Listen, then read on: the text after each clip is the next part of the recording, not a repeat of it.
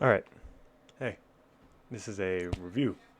No boys and girls, the Punisher here. All right, so we gonna talk about Doctor Strange, the new Doctor Strange movie. It came out. Today's Monday. 2 days ago. I'm gonna get this out of the way, and I'm gonna straight up tell you what I think right now, and I'm gonna give you the reasons why. All right. The movie was very mid, to say the least. Out of a 1 out of 10, I have to give it a 5. And now let me give my reasons. There was a lot of corniness, to say the least, in it. Let me start off. I'm gonna start off with the bad.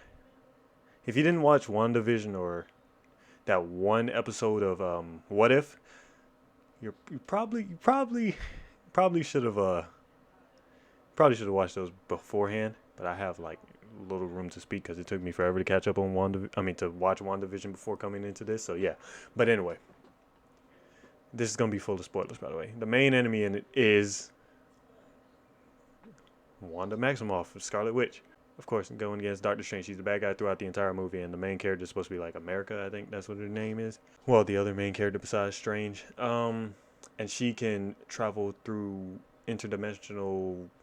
She can create interdimensional portals to other universes. And Wanda is OP. OP throughout the entire movie. OP. Let me go ahead and get the things that I didn't like out of the way. She's OP throughout the entire movie. And at first, upon first look, I thought it was all right. But once some true Marvel fans started pointing out some corny things, then I started realizing, I was like, yeah, no, this is this is a little worse than I thought it was. Like my original thought for the movie was probably like it was a 7. It was a 7, but then I started hearing my father, who is a higher Marvel fan and has dang near all comics and all that stuff. He's more invested into Marvel than I am. He started hearing him talk about it with some other people that was also it was my father. It's another it was a dark skinned guy, and it was a white guy with his wife. They were all talking, and they all of them said the same thing. Yeah, the movie was it wasn't it. It wasn't it. All of them were disappointed. It's like they had high expectations, but all right. So let me point out some of the things that were just plain didn't make sense. Wanda couldn't be touched dang near the entire movie. She would defy freaking.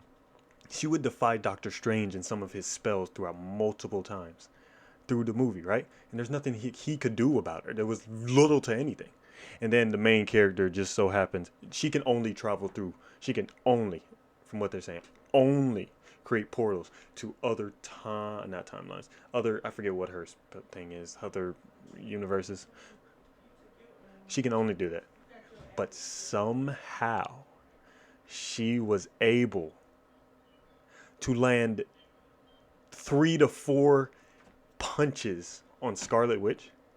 Nobody could touch her the entire movie, but she just comes out of nowhere and just that makes sense. Yeah, okay.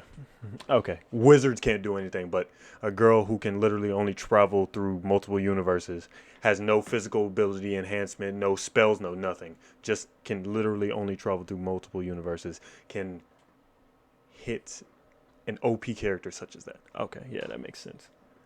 2, another bad, terrible thing I had with this. How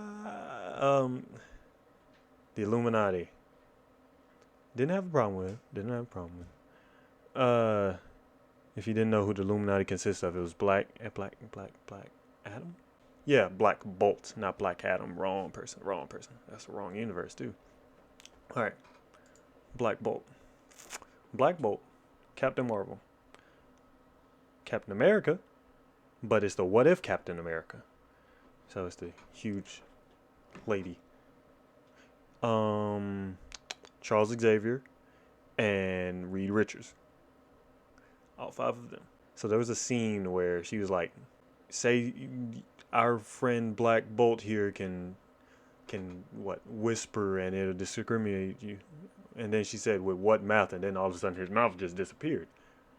And then it it kind of made no sense for it to like he had no mouth, so of course he couldn't speak.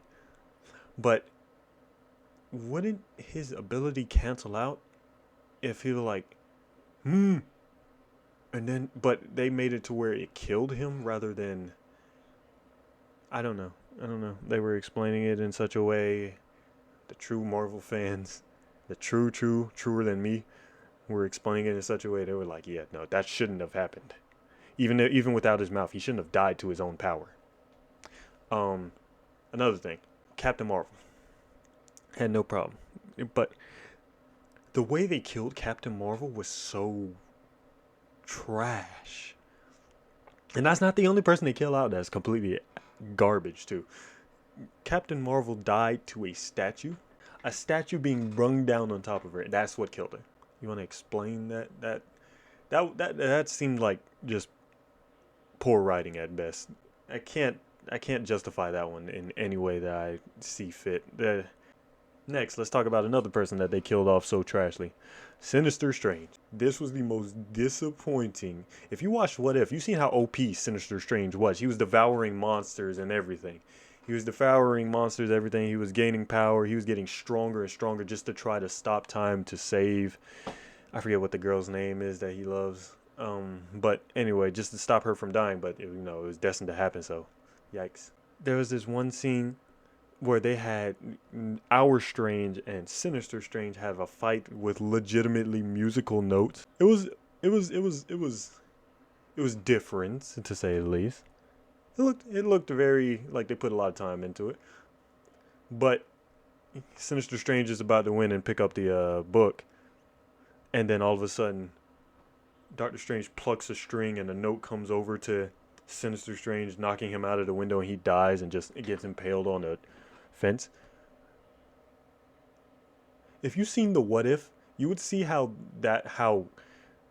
mediocre that fight actually was. Doctor Strange should have got his butt whooped, let's be honest. Sinister Strange was way too overpowered in that. I'm not going to say the other things that the other Marvel fans said, but besides all of those little bad things, the only good thing I can give it is the difference that it was in. Now, personally, I didn't get jump scared by anything in that movie. All right, personally, just saying, I didn't get jump scared. There was one part where they were looking around and like the little demons that were with that was supposed to be worshiping Scarlet Witch. There was one part where like that thing was in the dark and it just came up. That part was like, oh, that's how I reacted. I was like, oh, didn't expect that, but it didn't. I don't think there wasn't really much jump scares in there for me. I just feel like if you're a true Marvel fan, like to the comics, true Marvel, and you've been like faithful, I feel like you're not gonna like this movie. And especially if you don't know the context behind most of the stuff that's happening, you might like it. But then if you don't know the context, you're probably gonna like the movie. If you do, you probably are gonna be way too disappointed.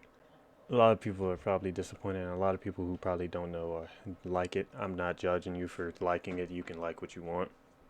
I'm just telling you, after first inspection, I'd have to give it visuals. That's probably the only thing I can't give it. It was like a Doctor Strange movie. All right, it was just trippy at every single chance it got. It was strange.